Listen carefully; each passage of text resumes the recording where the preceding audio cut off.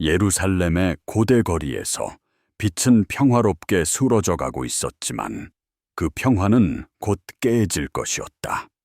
수천의 인파가 발걸음을 멈추고 거리에 모여들었다. 그들은 축제나 정치 집회를 위해 모인 것이 아니었다.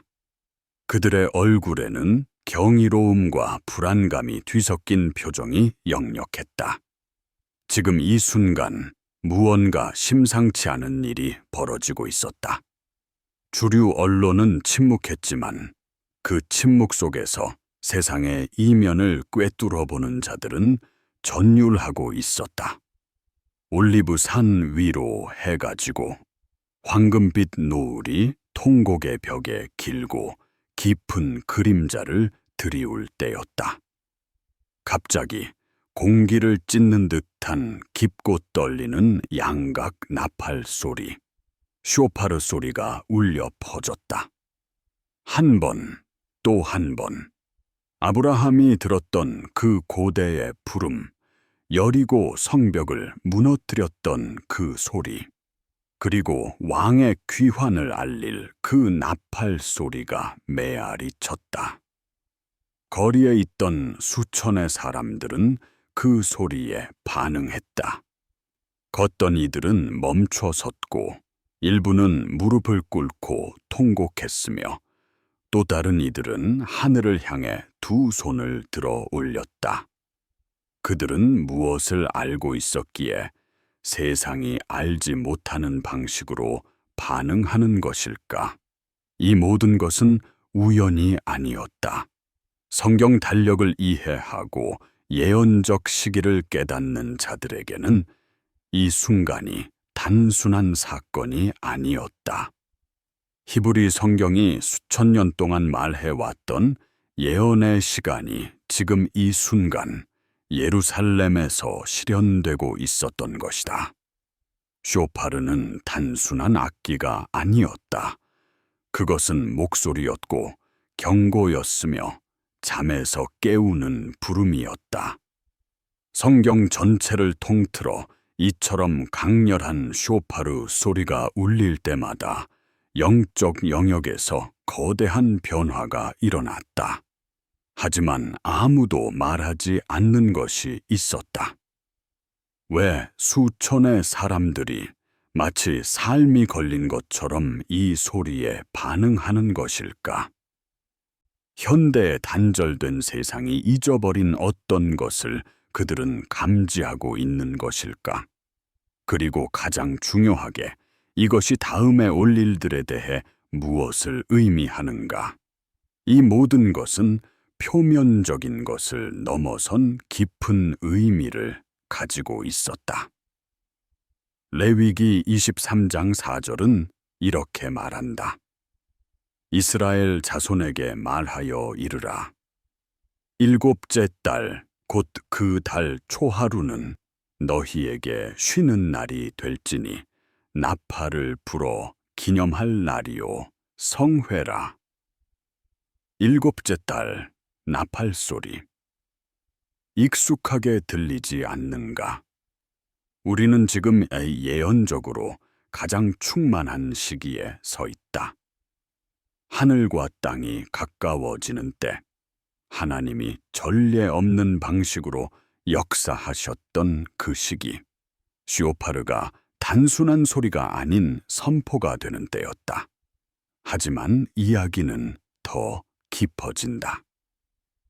요엘 2장 1절을 보면 시온에서 나팔을 불며 나의 성산에서 경고의 소리를 질러 이 땅 주민들로 다 떨게 할지니 여호와의 날이 임하게 됨이니라. 이제 임박하였으니. 나팔을 어디에서 불어야 하는가? 시온, 곧 예루살렘에서. 어느 산에서 경고의 소리를 질러야 하는가? 하나님의 거룩한 산에서. 그리고 무엇이 일어나고 있는가? 주민들이 떨고 있다. 왜냐하면 여호와의 날이 가까웠기 때문이다. 친구여, 당신은 지금 무엇이 일어나고 있는지 보고 있는가? 고대의 예언이 예루살렘 거리에서 지금 이 순간 메아리치고 있다. 2000년 전의 일이 아니었고 어떤 먼 미래의 일도 아니었다. 지금이었다. 구약 성경에서 쇼파르는 5가지 특정한 목적을 위해 사용되었다.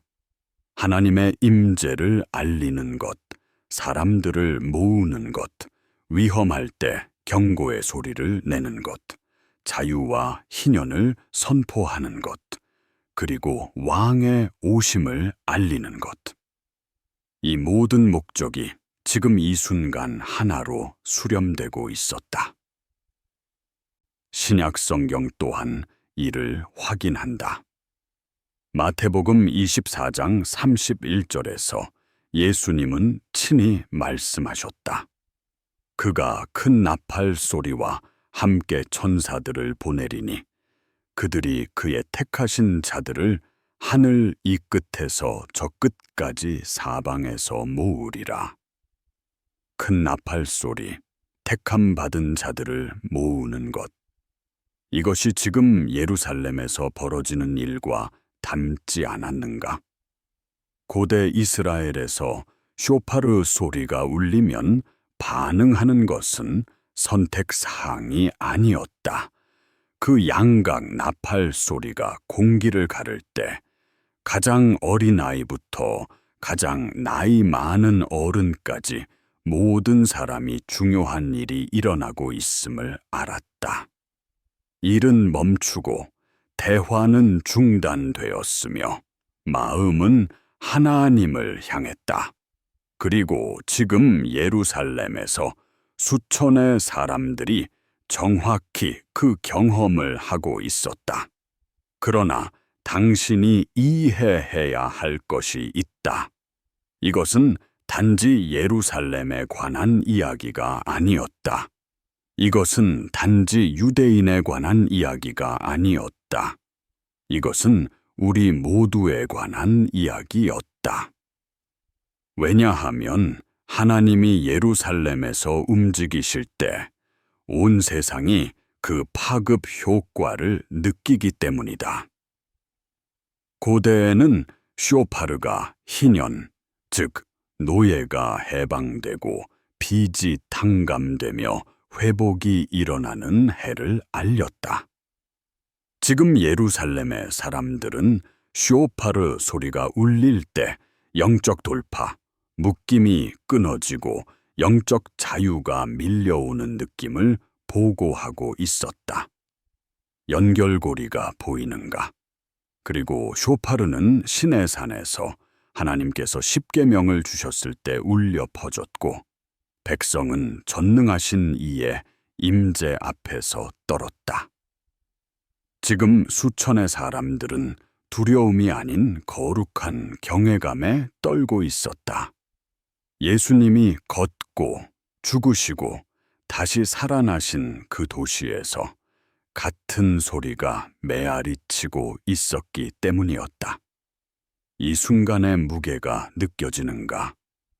여호수아 6장에서 쇼파르 소리는 여리고 성벽을 무너뜨렸다. 불가능한 장벽들이 순종의 소리에 무너져 내렸다. 지금 어떤 장벽들이 무너지고 있는가? 어떤 불가능한 상황들이 변할 준비를 하고 있는가? 각성의 소리가 공기를 가득 채울 때 어떤 요새들이 무너지고 있는가? 이 마지막 시대에 일어나고 있는 일은 친구여 예언적 성취의 가속화이다. 수십 년이 걸리던 사건들이 이제 몇 달 만에 전개되고 있다. 한때 흩어져 있던 징조들이 이제 수렴되고 있다.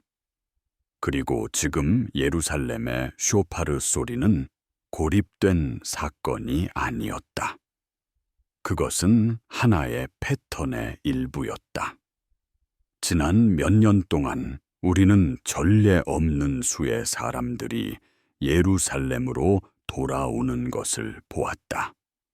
땅에 대한 고대 예언들이 살아나고 젊은 세대에서 영적 갈증이 솟아나고 있으며 전 세계적으로 꿈과 환상이 증가하고 열방이 이스라엘에 주목하고 있었다. 이 모든 것은 한 가지를 가리킨다. 우리는 그리스도의 재림을 볼 세대에 살고 있다는 것이다. 쇼파르는 오늘 예루살렘에서 울리고 있을 뿐만 아니라 경고로서 울리고 있었다. 그것은 초대였고 시간이 얼마 남지 않았으며 왕이 오신다는 것을 상기시키는 소리였다. 요한계시록 1장 10절은 주의 날에 내가 성령에 감동되어 내 뒤에서 나는 나팔 소리 같은 큰 음성을 들으니 라고 말한다. 요한은 나팔 소리 같은 음성을 들었다. 예수 그리스도의 모든 영광스러운 계시를 알리는 소리였다.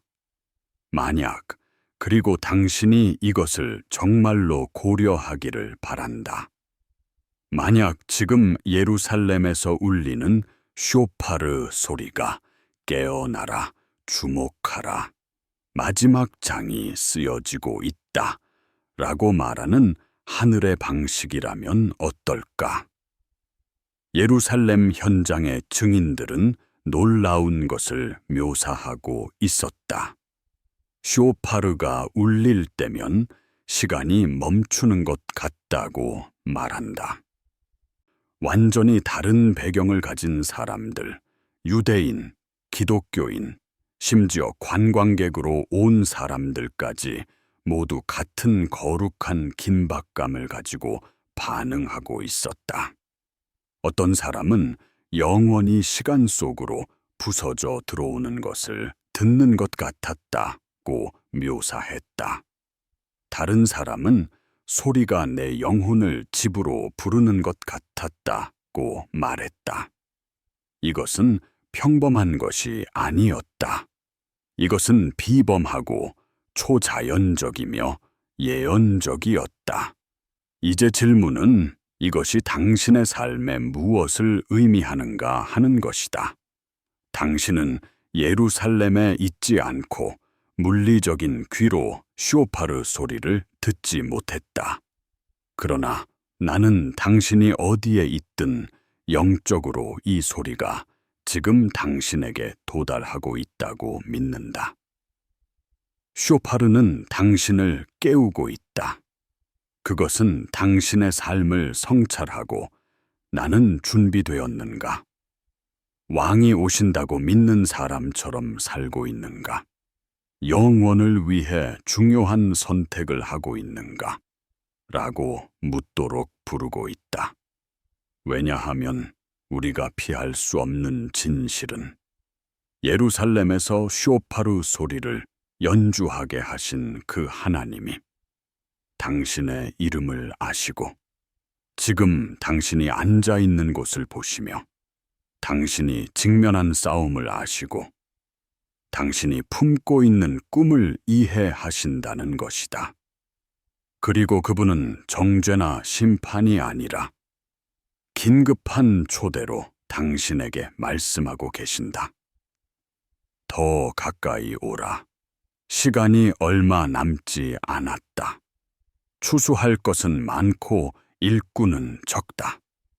당신은 부름에 응답할 것인가? 예루살렘의 수천의 사람들은 쇼파르에 즉시 반응했다. 그들은 기다리지 않았고 망설이지 않았으며 어쩌면 내일이라고 말하지도 않았다. 그들이 소리를 들었을 때 그들 내면의 무언가가 그것을 신성한 것으로 인식했고 그들은 반응했다. 당신의 반응은 무엇이 될 것인가? 당신의 관계에서 당신은 매일이 중요하다는 것을 알기에 사랑과 용서로 살고 있는가? 당신의 믿음에서 당신은 더 깊이 성장하고 있는가? 아니면 피상적인 영성에 안주하고 있는가? 당신의 목적에서 당신은 하나님이 당신에게 부르신 대로 걷고 있는가? 아니면 여전히 완벽한 때를 기다리고 있는가? 쇼파르는 편안한 자들을 부르지 않는다. 그것은 헌신된 자들을 부른다. 그것은 완벽한 자들을 부르지 않고 기꺼이 따르는 자들을 부른다. 이 예루살렘의 사건은 표적이다. 우리가 그 어느 때보다 가까이 있다는 표적. 하늘이 전례 없는 것을 준비하고 있다는 표적. 그리고 다가올 일에 당신이 역할을 가지고 있다는 표적이다. 요엘 2장 28절에서 29절은 약속한다. 그 후에 내가 내 영을 만민에게 부어주리니 너희 자녀들이 장래 일을 말할 것이며 너희 늙은이들은 꿈을 꾸며 너희 젊은이들은 이상을 볼 것이며 그때에 내가 또 내 영을 남종과 여종에게 부어줄 것이며 이것은 성령의 부어주심의 계절이다. 이것은 각성의 시간이다. 이것은 하나님이 평범한 사람들을 일으켜 비범한 일들을 행하게 하시는 순간이다. 그리고 당신은 우연히도 알고리즘에 의해서도 아닌 신성한 약속에 의해 이 비디오를 보고 있다. 그러므로 당신을 위한 나의 마지막 질문이다. 이것을 정말로 깊이 생각하기 바란다. 마지막 쇼파르 소리가 울릴 때, 예수 그리스도의 재림을 알리는 그 소리가 울릴 때, 당신은 어디에 있을 것인가? 당신에게 주어진 시간을 가지고 무엇을 했을 것인가? 잘하였도다, 착하고 충성된 종아 라는 말을 들을 것인가? 아니면 이 순간을 더 진지하게 받아들였기를 바랄 것인가? 지금 예루살렘의 쇼파르는 리허설이고 미리 보기이며 경고이자 하나의 고대 소리에 쌓여있는 초대이다. 당신의 임무는 분명하다. 깨어 살고 준비하며 살고 왕이 오신다는 것을 아는 사람처럼 살라.